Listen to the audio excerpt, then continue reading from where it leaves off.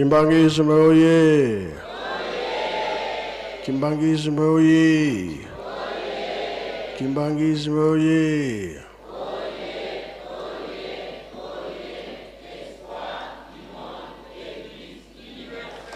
Kamba oye! Kamba oye! Kamba oye!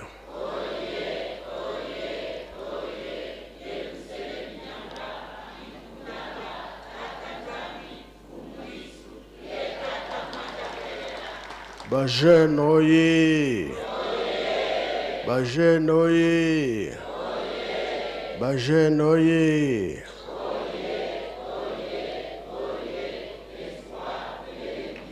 Eunwe!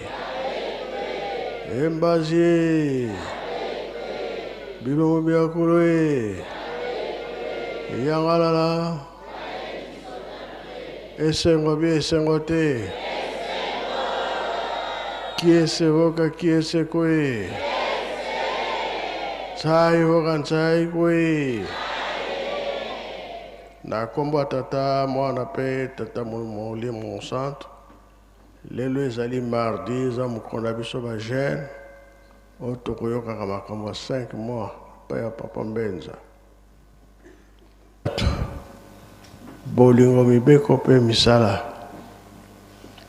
Pe balobi tolo na tobokola na yango elakisi biso makambo ebele tozomona ndenge tozotambola saison A saison B misala tosalaka makasi mpona biloko tobokolaka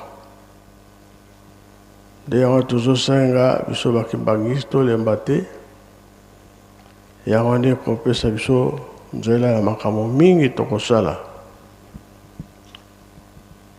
ndenge bapapa balobaki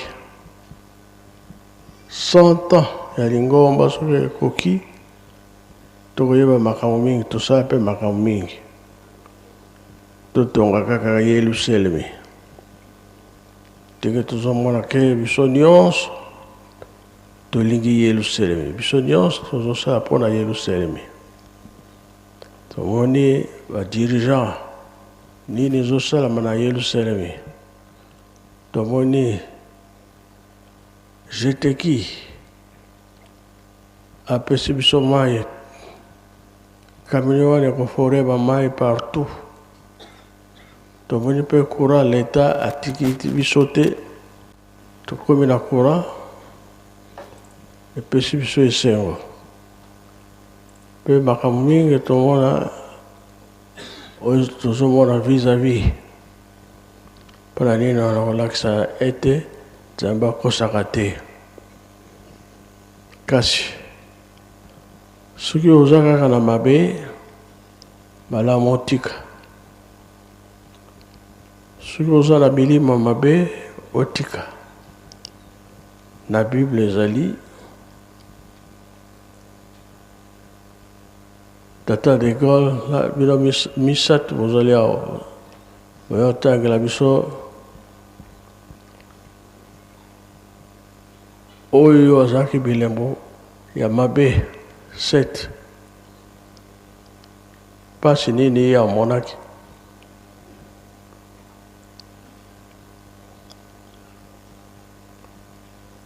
tata wana amoni nkolo Yesu ye alobi na ye milimu naza nango misato 7 oyo longola ngai yango ekendaki wapi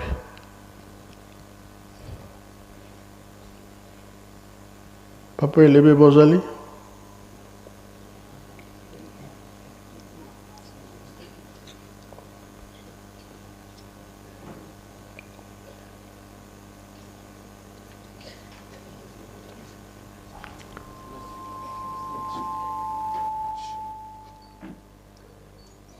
boleka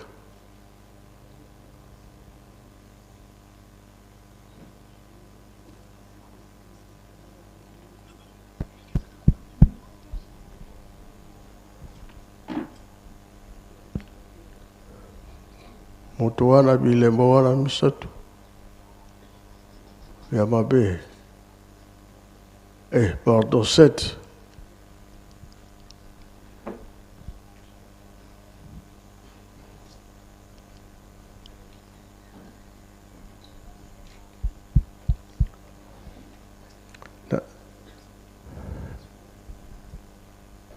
La seule une surprise.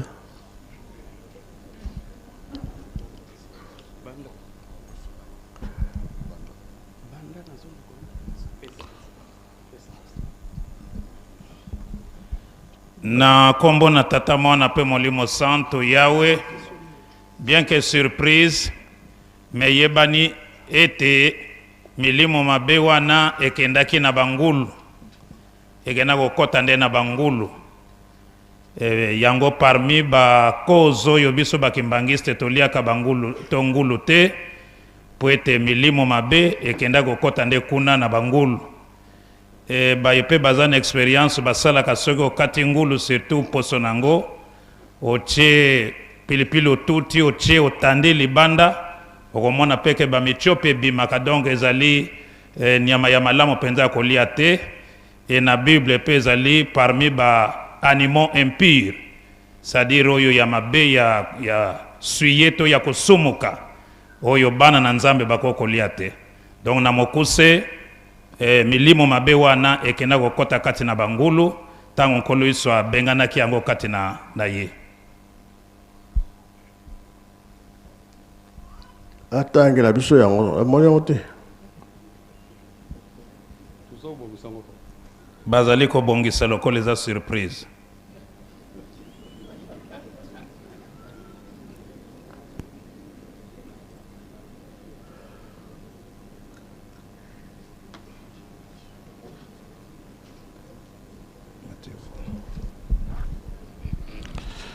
Matthieu 8, chapitre 28 à 34, ou bien Marc, chapitre 5, verset 1 à 13, ou bien Luc, chapitre 8, verset 26 à 33. Baresi wadanyo surtout ezali na kati. Papa de Gaulle, ozwa Bible.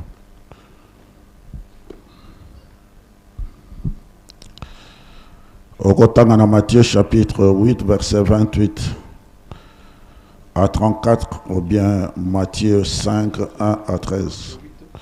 Matthieu 8, verset 28 à 34.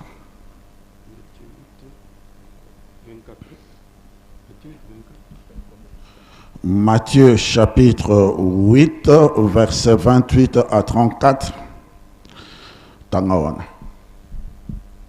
Na kombo ya tata ya mwana pe tata molimo santu. Yesu abikisi bato mibale ya milimo mabe.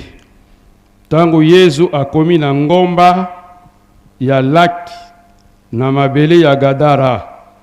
Bato mibale baye epai na ye bautaki na cimetière. Milimo mabe ekotelaki bango mpe bazalaki kotomboka mingi. Yango wana bato bazalaki kokoka koleka na nzela wana te. Bato wana babandi koganga, mwana ya Nzambi, biso na yo likambo nini oyei awa na kotungisa biso lelo? Tango na biso ekoki nanu te. Nzoka nde bangulu ebele bazalaki kolia mwa mosika. Milimo mabe ebondeli Yesu boye. Soki olingi kobenga na biso, tinda biso tokende kokota na bangulu wana. Yesu alobi na bango bokende kokota. Milimo mabe ebimi na bato wana mpe ekei kokota na bangulu. Na mbala moko bangulu nyonso elongwe likolo ya ngomba ekei kokweya kati ya laki mpe ekufi na mai. Na komba tata mwana pe tata molimo santo.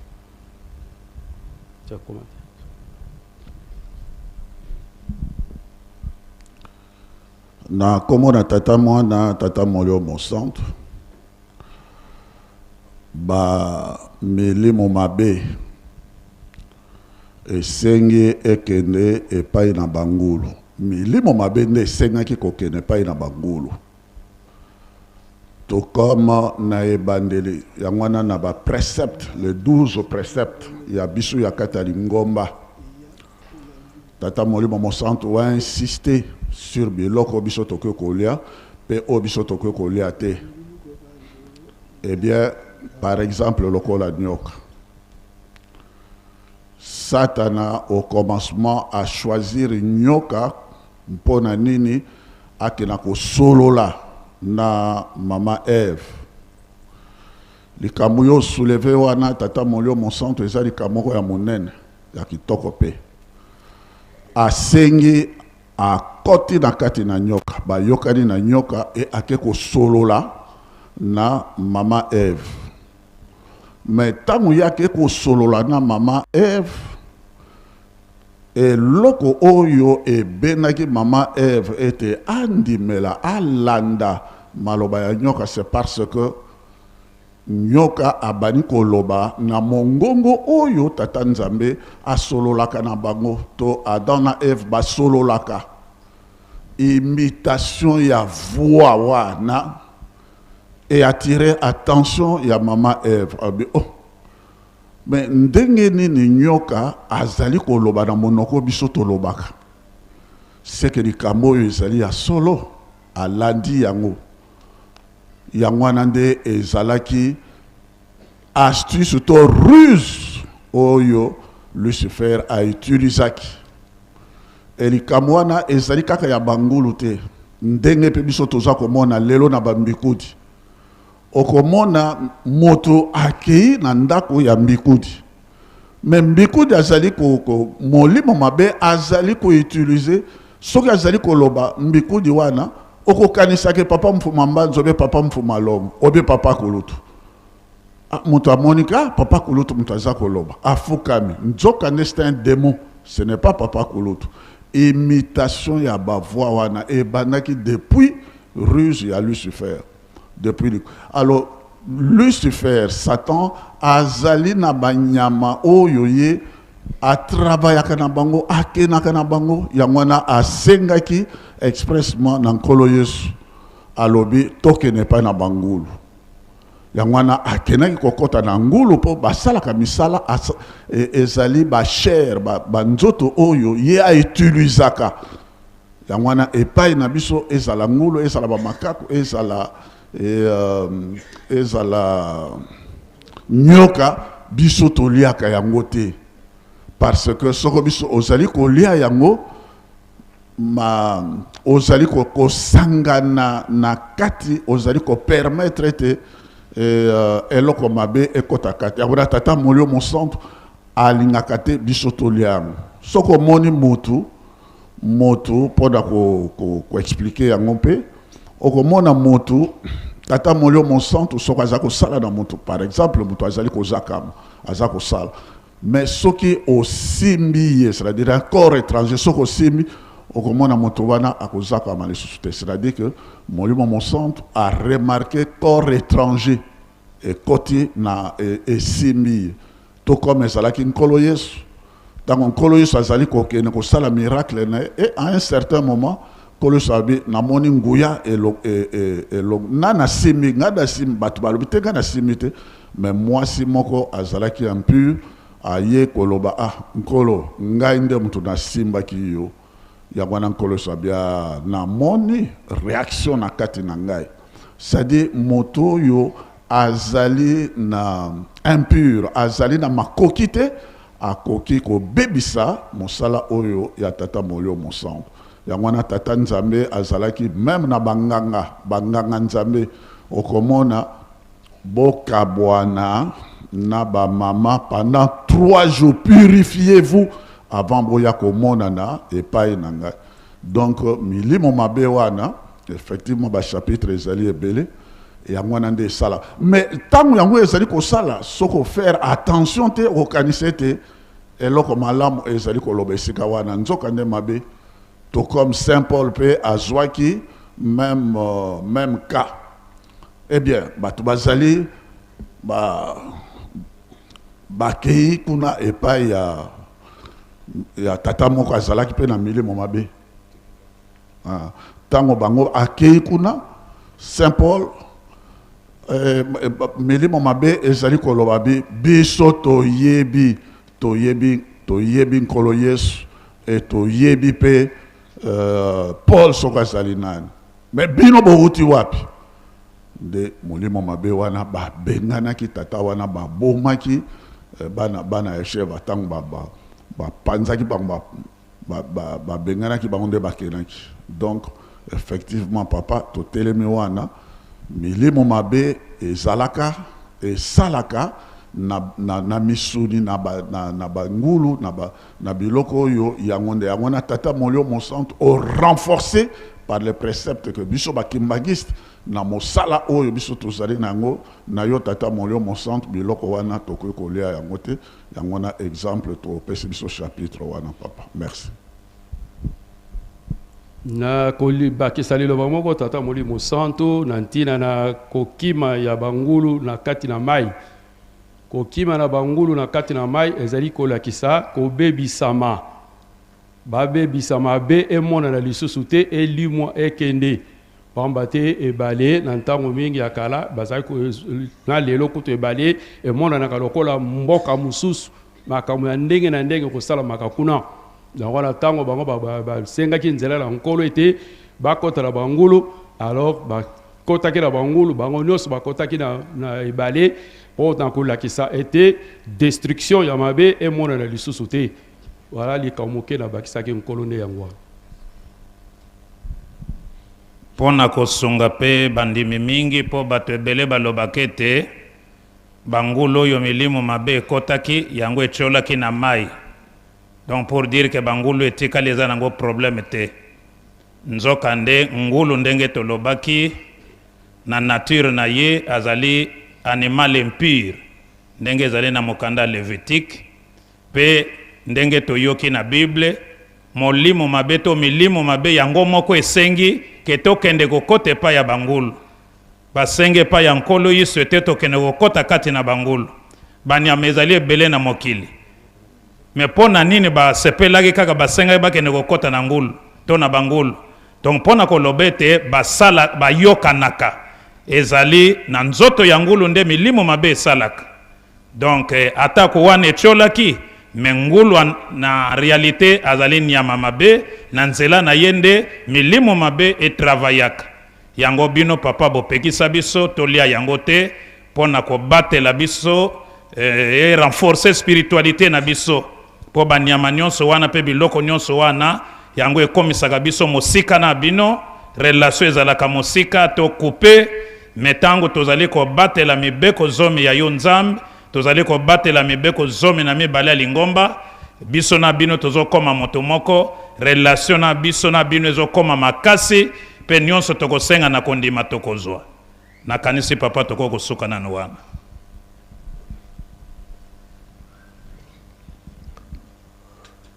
Nyama mususu ezali te kaka ngulu. Totangi yango etangami makaku nyoka ngulu totangi déjà. Donc oyo nyonso eza na kati ya mibeko zomi na mibale ya lingomba yango nde ba biso tozotango eza na ba precept. Mususu bazotanga baniao.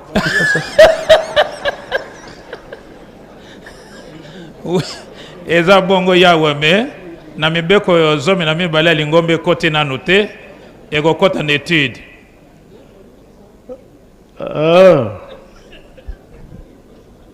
Ebongo mboa nyonso wana biloko mabe bien que bato mosusu baliaka me eza vraiment mabe eza banyama moko ezalaka vraiment milimo mabe esalaka kati nango mingi ezali pe penza propreté yango komesana pe na moto kasi ndenge nyoka pe amesanaki na Eve suka yango akoyisaki ye. Donc biloko ezalaka pembeni na biso parfois ezalaka penza malamu te yango milimo mabe to satana itilizaka pa sui moto pe parfois mokolo na ye moko abomi ye akufi pe. Donc ba réalité ezali ebele papa yo kaka moko nzambo yebi yango balobi na tobongo na c'est ça. Ingeta papa. Pour ce qui est propre, il y a qui molimo na yo ekobika. Si vous êtes propre te ekokota ya manini. Papa lebe. Lokola Loba yo. lokola milimo ebe elinga ngulu soki mutaza propriété mulimo ne okota kana ngulu. Wega ngulu. Ingeta papa. Yawa mususu te. Atambwa oya zaka pene na yata nya. Liaka no. Eza malamu te papa, eza parce que ezali eloko to mesani ko vanda nango bongo yo so liango bongo ezaka kitoko mingi te.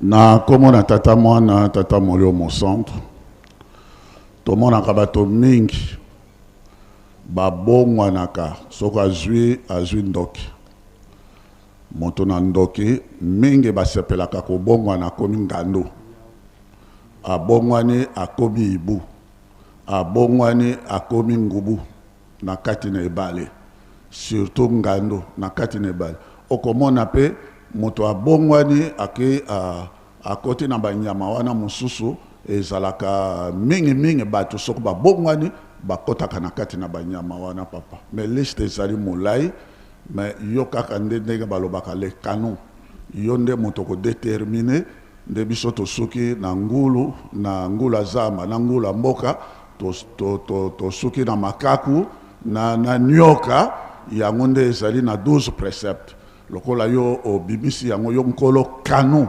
ya biso ba kimbangiste ya lingomba yo ndo koloba te bobakisa oyo nde wana nde yo ndo ozali na autorité ya ko pesa ba liste ya banyama oyo ekoki biso kotia na kati ya ba précepte na biso papa mais biso moko tozali na autorité wana te yo nde autorité ya décision ya ba canon surtout ya église kimbangiste papa. Merci Personne papa wana yo. Na komo tata mwana pe tata molimo mo santo. Papa merci na maloba. Nalingaki ko commenter sika conseiller en charge ya évangélisation. Alobi ndenge oza ko insister ngulu kaka. Ya mwana na oyo toyokaki na Bambuta na 1921 Papa Simon Kimbangu tango abandi kosalisa sango etamboli bongo papa moko na bandeko na ye a partir ya Manianga bayaka pe nzoka moko kati na bango na koyoka sango ye ayaka pona komeka nguya ya tata molimo mo centre Papa Simon Kimbangu tango baninga bazozwa mapamboli ye nzoka azosala bisala sala na ye ya mayele mabe tango papa azopesa mapamboli akomi pa na ye na esika bika ndenge bandeko nyonso babandaki kobika ye mbala moko abandi koganga ndenge makako agangaka toyebi ndenge makako agangaka kyang pe tango akimi na zamba kuna abongwani makako abandi koganga kuna ndenge kaka toyokaka bamakaku bagangaka na zamba yango wana papa na komona ete na kati na lingomba opekisi biso tolia banyama wana ndenge bambuta balobi ya solo ke milimo mabe eza na banyama oyo bayebi kosala na bango elongo yango kaka na ye kokomante ete na 1921 likambo wana pe emonanaka na batu oyo bautaka Manianga moko ayaka komeka Papa Simon Kimbangu. Merci papa. Sirote ya solo. Mama mikala babenganaka ye awa. Mutu wana. Yango tozo koloba ke chance na biso tango yo totika mabe tosala malamu tobika. Boyete hein? Oui papa. Bato foto sepela tango ekoki Zambia linga talisa likambo malamu mpona biso tosalela ye na solo ndenge balobi bolingo bibeko misala tolona mpe tobokola nga nasilisi na kombo tata mwana mpe tata molimo santo amen.